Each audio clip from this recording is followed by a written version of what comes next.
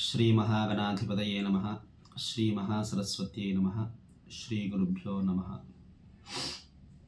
శుక్లాంబరధరం విష్ణుం శశివర్ణం చతుర్భుజం ప్రసన్నవదనం ధ్యాయేత్ సర్వవిఘ్నోపశాంతయేత్. వక్రతుండ మహాకాయ కోటి సూర్య సమప్రభ నిర్విఘ్నం కురు మే దేవ సర్వకార్యేషు సర్వదా. గజాననం భూతగణాధిసేవితం కపిత్థజంబూఫలసారభక్షణం ఉమాసుతం శోకవినాశకారణం నమామి విఘ్నేశ్వర పాదపంకజం. ఆస్తిక భక్త మహాశయులకు వినాయక నవరాత్రి ఉత్సవాల సందర్భంగా ఏ రోజున చేయాలి, ఎలా చేయాలి ఈ సంవత్సరము, అలాగే ఈ సంవత్సరం గణపతి నవరాత్రుల నిమజ్జనం ఏ రోజున చేయాలి అని అందరూ చాలామంది అడుగుతున్నారు. దానికి సమాధానం ఈ వీడియో. అయ్యా, ధర్మసింధులో ఈ విధంగా చెప్పబడినది వినాయక నవరాత్రుల గురించి. భాద్రపద శుక్ల చతుర్థ్యాం వినాయక వ్రతమాచరేత్ నవరాత్రంతు యః కుర్యాత్ సర్వ విఘ్న వినాశనం. అంటే భాద్రపద శుక్ల చతుర్థి రోజున వినాయక వ్రతం ప్రారంభం, అంటే వినాయకుడి ప్రతిష్ఠ, విగ్రహ ప్రతిష్ఠ చేయడం.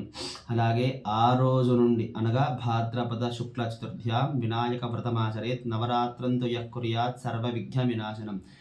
ఆ రోజు నుంచి శాస్త్రం ఏం చెప్పబడిందయ్యా అంటే 9 రోజులుగా నవరాత్రి ఉత్సవాలు చేయమని చెప్పబడినది. అంటే ఈ సంవత్సరం వినాయక చతుర్థి ఏ రోజున వస్తుందయ్యా అంటే 27వ తారీఖు 8వ నెల 2025 రోజున వినాయక చతుర్థి ప్రారంభం. ఆ రోజు నుండి 9 రోజులు అనగా 4వ తారీఖు 9వ నెల 2025వ సంవత్సరం వరకు ఈ వినాయక నవరాత్రులు అనేవి నిర్వహించుకోవాలి. అలాగే ఈ వినాయక నవరాత్రులు పూర్తి అవ్వడానికి 4వ తారీఖు రాత్రి కూడా పూజా కార్యక్రమాలు నిర్వహించుకోవాలి.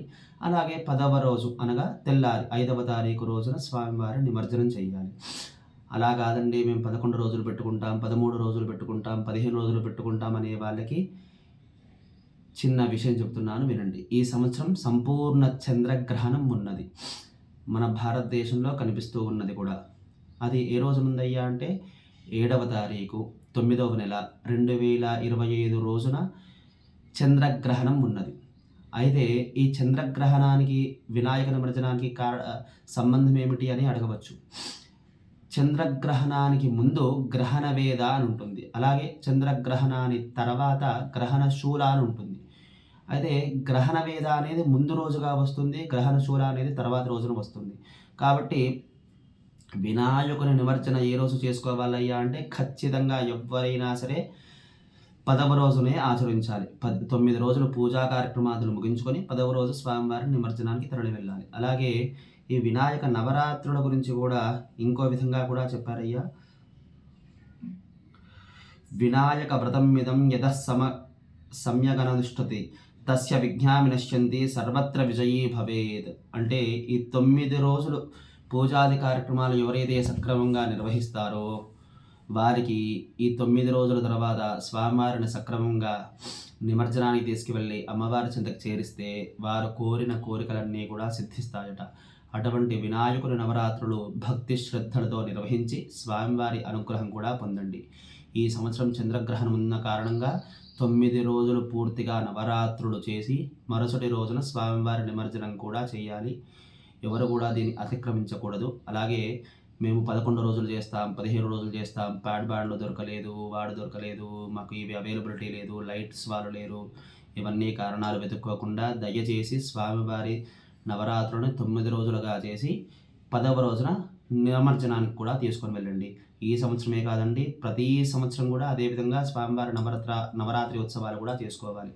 చాలామంది నన్ను అడుగుతూ ఉంటారు, 5 రోజులు చేసుకోవాలా, 9 రోజులు చేసుకోవాలా, 7 రోజులు చేసుకోవాలా. అయ్యా, నవరాత్రి అంటేనే 9 రాత్రులు పూజ చేయడము అని అర్థం. కాబట్టి అది వినాయక నవరాత్రుడైనా, వసంత నవరాత్రుడైనా, శరన్నవరాత్రుడైనా ఖచ్చితంగా 9 రోజులు నిర్వహించాలి.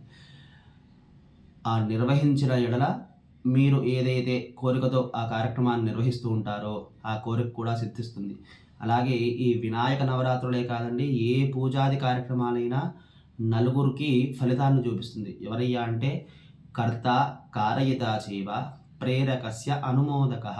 అంటే ఎవరైతే కర్తృత్వం వహిస్తున్నారో, ఎవరైతే దానికి ముందవుతున్నారో వారికి, కారయిత చేవ దీనికి కారకులు ఎవరో వారు, ప్రేరకస్య అంటే ప్రేరేపించే వాళ్ళు, అయ్యా ఇది చేస్తే బాగుంటుంది, ఇది చేస్తే బాగుంటుంది, వినాయకుడిని ఇక్కడ పెడితే బాగుంటుంది, ఈ విధంగా అలంకరిస్తే బాగుంటుంది, స్వామివారికి పూజాది కార్యక్రమాలు ఈ విధంగా నిర్వహిస్తే బాగుంటుంది అనేవాళ్ళు ప్రేరకులు. అనుమోదక చూసే వాళ్ళందరూ కూడా ఈ ఫలితాన్ని పొందుతారు. కాబట్టి ఈ గణపతి నవరాత్రి ఉత్సవాలని చక్కగా నిర్వహించి స్వామివారి యొక్క అనుగ్రహం కూడా పొందుదాము. జై బోలో విఘ్నేశ్వర భగవాన్ కీ జై, గణేశ మహారాజ కీ జై.